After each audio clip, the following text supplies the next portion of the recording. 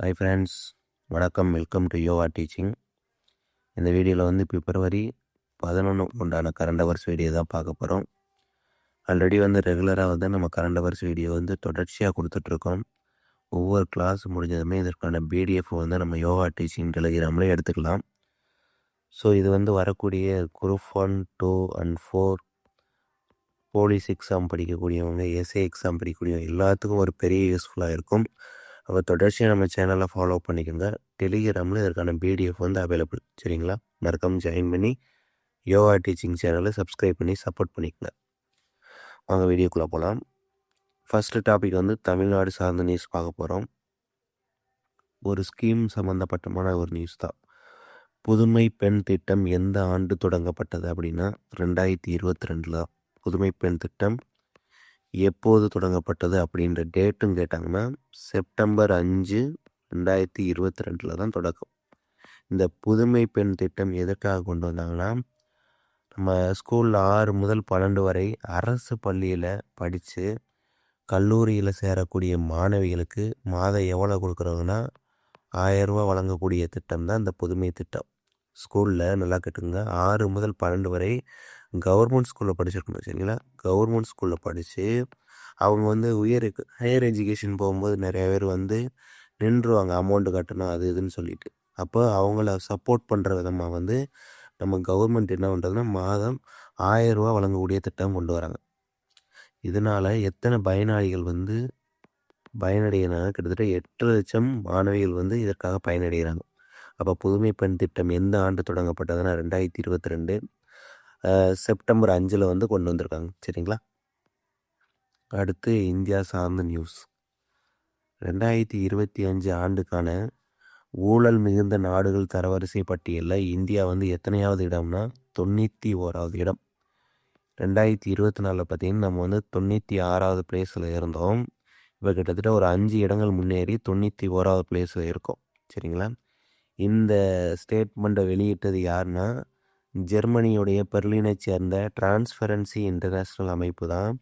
இந்த ஊழல் அற்ற நாடு, ஊழல் மிகுந்த நாடுன்ற லிஸ்ட்டை இவங்க தான் ரிலீஸ் பண்ணுவாங்க.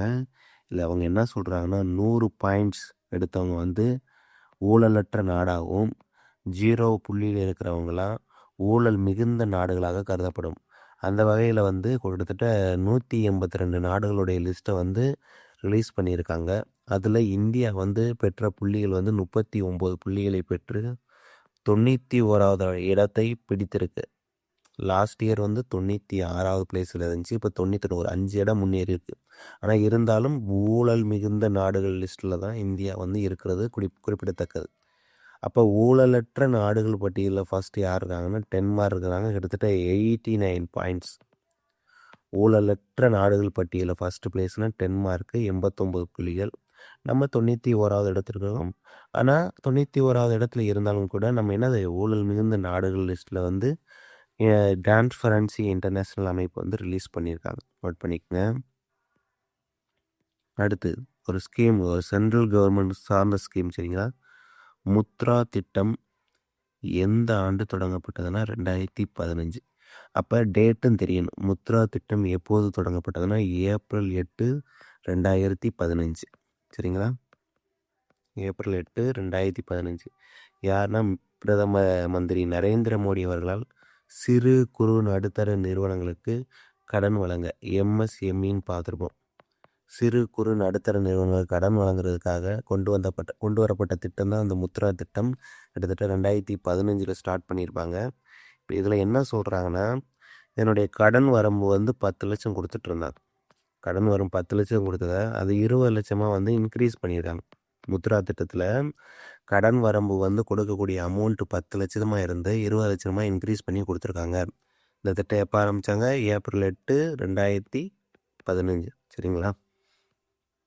அண்ட் 4th 18வது மக்களவை தலைவர் யாருன்னா ஓம் பிர்லா அவர்கள் தான். 17வது அவங்க தான் இருந்தாங்க. சரிங்களா?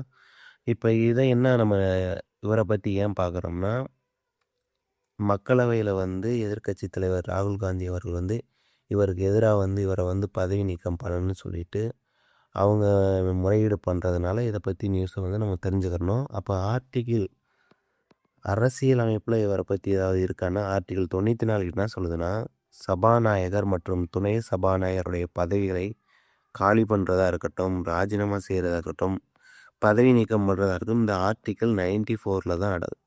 இதில் சப்கிளாசிஃபிகேஷன் ஏ, பி, சின்னு வரும். நான் அடுத்தடுத்த வீடியோவில் நான் உங்களுக்கு சொல்கிறேன். இதில் ஆர்டிகல் 94 என்ன சொல்லுதுன்னா, சபாநாயகர் மற்றும் துணை சபாநாயகர் பதவிகளை காலி பண்ணுறது, ராஜினாமா செய்கிறது, பதவி நீக்கம் பண்ணுறது. இதிலே சொல்லிடுறேன் பாருங்கள். 94A வந்து பார்த்தீங்கன்னா காலி பண்ணுற லிஸ்ட்டு வரும். சரிங்களா?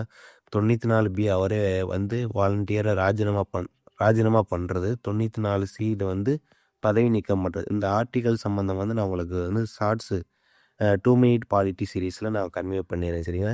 இந்த வீடியோவில் பிரிவு 94 என்னன்னு மட்டும் தெரிஞ்சுக்கணும். சரிங்களா? அதே போக 18வது லோக்சபா ஸ்பீக்கர் வந்து ஓம் பிர்லா, 17வதும் இவர் தான் இருந்தார். சரிங்களா? அடுத்து, இந்தியாவுடைய மிகப்பெரிய கம்பளி உற்பத்தியாளராக எந்த மாநிலம் மாறியுள்ளதுன்னா, ராஜஸ்தான் மாநிலம்தான் மிகப்பெரிய கம்பளி உற்பத்தியாளராக மாறியிருக்காங்க. இவங்க நம்ம தேசிய உற்பத்தியில் கிட்டத்தட்ட கம்பளி உற்பத்தியாளரில் 47.5% கிட்டத்தட்ட பாதியுமே இவங்க தான் பண்ணுறாங்க. தேசிய உற்பத்தியில் எவ்வளோ பர்சன்டேஜ்? 47.5%. இந்தியாவிலே ஒரு பெரிய கம்பளி உற்பத்தியாளராக இந்த ராஜஸ்தான் மாநிலம் வந்து மாறி இருக்குன்றது குறிப்பிடத்தக்கது. அண்ட் 6 முக்கிய தினங்கள். அறிவியலில் பெண்கள் மற்றும் சிறுமிகளுக்கான சர்வதேச தினம் எந்த நாளில் அனுசரிக்கப்படுதுன்னா பிப்ரவரி 11 தான். ஒவ்வொரு இம்பார்ட்டன்ட் டே பார்க்கும்போது அதனுடைய கருப்பொருள் பார்த்துலாம். அந்த வகையில் வந்து தீம் 26 பெண்கள் மற்றும் சிறுமிகளுக்கான சர்வதேச தினத்துடைய பிப்ரவரி 1 அனுசரிக்கப்படுகிறது. இதனுடைய தீம் வந்து unpacking STEM careers their voice in சயின்ஸ்ன்றதை பார்க்குறோம். சரிங்களா? இதுதான் இன்றைக்கு உண்டான கரண்ட் அவர்ஸ். இதை ஒரு ரீகால் பண்ணிடலாம். புதுமை பெண் திட்டம் எந்த ஆண்டு தொடங்கப்பட்டதுன்னா 2022. 2025 ஆண்டுக்கான ஊழல் மிகுந்த நாடுகள் தரவரிசை பட்டியலில் இந்தியா எத்தனையாவதுனா 91வது இடம். முத்ரா திட்டம் எந்த ஆண்டு தொடங்கப்பட்டதுன்னா 2005. அதாவது ஏப்ரல் 8, 2015. 2005ன்ற மாதிரி 2015. சரிங்களா? முத்ரா திட்டம் 2015 ஏப்ரல் 8. 18வது மக்களவைத் தலைவர் வந்து ஓம் பிர்லா அவர்கள். இந்தியாவுடைய மிகப்பெரிய கம்பளி உற்பத்தியாளராக எந்த மாநிலம் மாறி இருக்குன்னா ராஜஸ்தான். அறிவியலில் பெண்கள் மற்றும் சிறுமிகளுக்கான சர்வதேச தினம் எந்த நாளில் அனுசரிக்கப்படுதுன்னா பிப்ரவரி 11. சரிங்களா? அவ்வளோதான் ஃப்ரெண்ட்ஸ். இதற்கான PDF வந்து நம்ம யோகா டீச்சிங் டெலிகிராமில் இருக்கும். மறக்காமல் இந்த வீடியோக்குள்ளே லிங்க் தரேன், ஜாயின் பண்ணிக்கோங்க. தொடர்ச்சியாக நம்ம அடுத்தடுத்த வீடியோஸஸ் வந்து கொடுத்துட்ருக்குறோம். உங்களுக்கு எக்ஸாமுக்கு தேவையான முக்கியமான ஸ்பெஷல் கிளாஸும் நம்ம எடுத்து கொடுக்குறோம். மேக்ஸ் சீரிஸ் வரப்போகுது. அதனால் நம்ம சேனலை சப்ஸ்கிரைப் பண்ணி சப்போர்ட் பண்ணுங்கள். Thank you so much. அடுத்த வீடியோவில் சந்திக்கலாம். நன்றி.